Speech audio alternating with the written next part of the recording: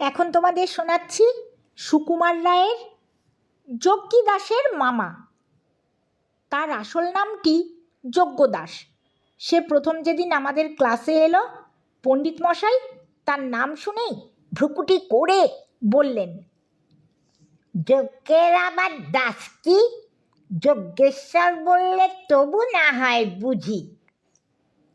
ছেলেটি বলল, আগে আমি তো নাম রাখিনি, নাম রেখেছেন খুড়ো মশাই। এই শুনে আমি একটু ঠিক করে হেসে ফেলেছিলাম। তাই পণ্ডিত মশাই আমার দিকে তাকিয়ে বললেন, বানান কর যজ্ঞ দাস। আমি থতমত খেয়ে বললাম, বর্গীয় জ। পণ্ডিত মশাই বললেন, দাঁড়িয়ে থাক। তারপর একটি ছেলে ঠিক বানান বললে পর তিনি আরেকজনকে বললেন, সমাস কর। সে তার সংস্কৃত বিদ্যা জাহির করে বললে, যজ্ঞ চেতি দাসস চাউস। পণ্ডিত মশাই তার কান ধরে বললেন, বেঞ্চের উপর দাঁড়িয়ে থাক। দুদিন না যেতেই বোঝা গেল যে যজ্ঞী দাসের আর কোনো বিদ্যে থাকুক আর নাই থাকুক, আজগুবি গল্প বলার ক্ষমতাটি তার অসাধারণ। একদিন সে স্কুলে দেরি করে এসেছিল। কারণ জিজ্ঞেস করাতে সে বলল, রাস্তায় আসতে 25টা কুকুর হাঁ হাঁ করে আমায় তেড়ে এসেছিল। ছুটতে ছুটতে হাঁপাতে হাঁপাতে সেই কুণ্ডুদের বাড়ি পর্যন্ত চলে গেছিলাম। 25টা তো দূরের কথা, 10টা কুকুরও আমরা একসঙ্গে চোখে দেখিনি। কাজেই কথাটা মাস্টারমশাইও বিশ্বাস করেননি। তিনি জিজ্ঞেস করলেন, এত মিছে কথা বলতে শিখলে কার কাছে? যজ্ঞী দাস বললে, আগে মামার কাছে। সেদিন হেডমাস্টারের ঘরে যজ্ঞী দাসের ডাক পড়েছিল। সেখানে যে কি হয়েছিল আমরা জানি না, কিন্তু যজ্ঞী দাস যে খুশি হয়নি সেটা বেশ বোঝা গেল। কিন্তু সত্যি হোক আর মিথ্যে হোক, তার গল্প বলার বাহাদুরি ছিল। সে যখন বড় বড় চোখ করে গম্ভীর গলায় তার মামা বাড়ির ডাকাত ধারার গল্প বলতো, তখন বিশ্বাস করি আর না করি, শুনতে শুনতে আমাদের মুখ আপনা থেকেই হাঁ হয়ে যেত। যজ্ঞী দাসের মামার কথা আমাদের ভারী আশ্চর্য ঠেকত। তার গায়ে নাকি যেমন জোর তেমনি অসাধারণ বুদ্ধি। তিনি যখন রামভজন বলে চাকরকে ডাক দিতেন, তখন ঘর বাড়ি সব থরথর করে কেঁপে উঠত। কুস্তি বলো, লাঠি বলো, ক্রিকেট বলো, সবটাতেই তার সমান দখল। প্রথমটা আমরা বিশ্বাস করিনি, কিন্তু একদিন সে তার মামার ফটো এনে দেখালো।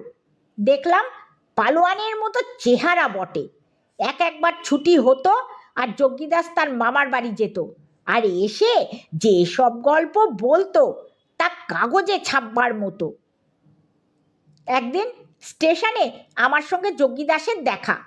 একটা গাড়ির মধ্যে মাথায় পাগড়ি বাঁধা চমৎকার জাদ্রেল চেহারার একটা কোন দেশি ভদ্রলোক বসে। আমি স্কুলে ফিরতে ফিরতে যজ্ঞী দাসকে জিজ্ঞেস করলাম, ওই পাগড়ি বাঁধা জাদ্রেল লোকটাকে দেখেছিলি? যজ্ঞী দাস বলল, ওই তো আমার মামা। আমি বললাম, ফটোতে তো কালো দেখছিলাম। যজ্ঞী দাস বললে, এবার সিমলে গিয়ে ফর্সা হয়ে এসেছেন। আমি স্কুলে গিয়ে গল্প করলাম, জানিস আজ যজ্ঞী দাসের মামাকে দেখে এলুম। যজ্ঞী দাসও খুব বুক ফুলিয়ে মুখখানা গম্ভীর করে বলল, তোমরা তো ভাই আমার কথা বিশ্বাস করো না। আচ্ছা, না হয় মাঝে মাঝে দুটো একটা গল্প বলে থাকি, তা বলে কি সবই আমার গল্প? আমার জলজ্যান্ত মামাকে শুদ্ধ তোমরা উড়িয়ে দিতে চাও? এ কথায় অনেকেই মনে মনে লজ্জা পেয়ে ব্যস্ত হয়ে বারবার বলতে লাগলো, আমরা কিন্তু গোড়া থেকেই বিশ্বাস করেছিলাম। তারপর থেকে মামার প্রতিপত্তি ভয়ানক বেড়ে গেল। রোজই ব্যস্ত হয়ে থাকতাম মামার খবর শুনবার জন্য। কোনো দিন শুনতাম মামা গেছেন হাতি গন্ডার বাঘ মারতে, কোনো দিন আবার শুনতাম একাই তিনি 5টা কাবুলিকে ঠেঙিয়ে ঠিক করেছেন। এরকম প্রায়ই হতো।